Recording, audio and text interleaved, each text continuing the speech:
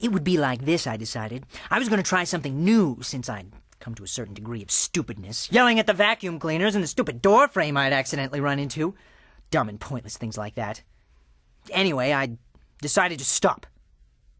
Stop everything I was doing and just drop it and give up. Quit the stupid 4 o'clock lessons with the piano teacher. Quit the after-school programs that never really amounted to anything but sitting pretty on a resume. Life isn't like that, I would think. Life isn't about how much money you have, or about how big your house is, or how fast your car can go.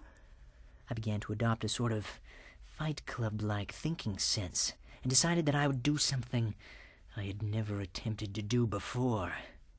I would find a hobby. It wouldn't be easy. I knew from experience. Hobbies are just one of those things that I'd never really bothered with, because it took too much time to find the perfect one. I'd start something and never end up finishing it, and before you know it, I've forgotten how to do it altogether. Like juggling. I'd seen it in those Kids World magazines that elementary schools used to give out. Little Jacques from Quebec City learned to juggle at the age of 8 and is now touring at the age of 12. From the article, he could do everything. Everything from juggle while riding a unicycle in circles to juggling apples and taking chunks out of them as they flew past his head. So I tried.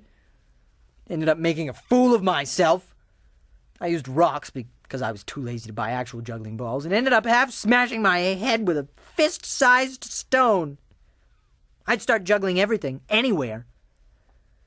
I'd end up in the mall for prescription drugs, and while waiting, I'd juggle Advil packages, or lip chap, or tampons. I'd juggle peaches in the supermarket and batteries while I was waiting in the queue line, or, when lazy, toss my own shoe up in the air in an attempt to get it correct. It never worked. Not on the bus, not at the dinner table, not even in the futile attempts before bed. So one day, I gave up. I thought, well, this is stupid, and I just stopped.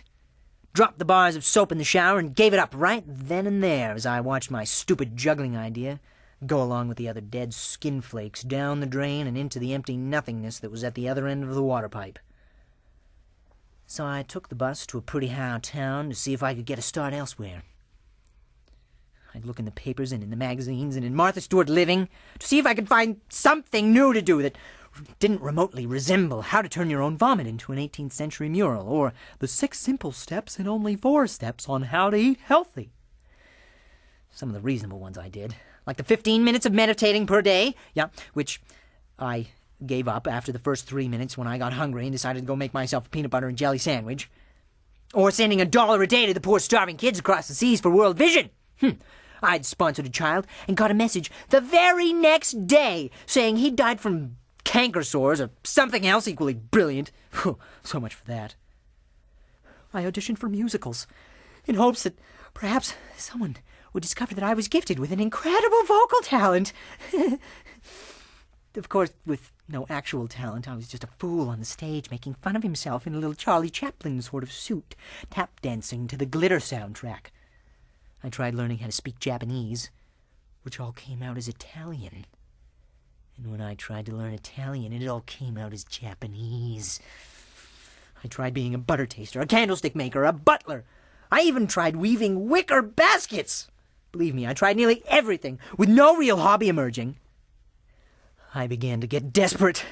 I visited the zoo thinking I might have the ability to talk to animals, which only served to make the elephants angry and spray water at me. I wrote baby limericks and recited them in the town square where people would throw various fruits and vegetables in my general vicinity. It was horrible. I was the epitome of mind-numbing non-excitement. I now dreamt often of suicide. I made nooses and hung them up like Christmas ornaments. I used my skills from the carpenter workshops to make a deathbed for myself. Then I built a wooden electric chair. Then I built a wooden dog to sit in the electric chair and die. I drew my face on the dog's head and took an axe to its neck and watched the little block of wood fly across the room and roll into my closet, coming to a stop in front of the millions of pieces of junk that I'd collected over the years. My stamp, coin, porcelain sheep, and fire hydrant collections. The various dentures I'd stolen from sleeping old ladies on the bus. The vintage Abercrombie and Fitch catalogs. The vials of Spanish fleas. And then it hit me. Like a fist-sized stone to my head. My eyes ballooned as I stared in horror at the amalgamation of useless objects standing before me.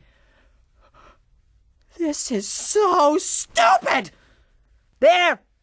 I said it out loud. I'd become a loser. An introverted, self-centered, mindless zombie of a geek who lived off infrequent desk jobs while passing his time doing what? Nothing! Life was about nothing. I'd tell myself, if you don't try, you can't lose, 'cause you've done nothing. Your mentality changes. You learn to accept everybody's accusations without a second thought. It's all your fault, they'll say, and you'll nod and agree acceptingly, becoming so agreeable that people get annoyed with your very presence as you smile knowingly and offer mints. You'll start your own loser clubs and be the only member, renting out the room in the back of the bar, having a one-man party like a schizophrenic. Life is absolutely meaningless. An absolute joy at the same time. And so, everything for me dissolved in a New York minute. Life was about nothing. I'd cracked the $1,000,000 question and could now die with a smile on my face. So I came to the conclusion that I really had nothing to worry about from the beginning. Life was just a falsified little world that skeptics made up, imploring you to follow all the rules and laws and go to school and get a job and have little babies. So I knew that life just wasn't this way. Life was stupid. And I was smart. I was normal. And everyone else was insane. This is my world. And this was my hobby.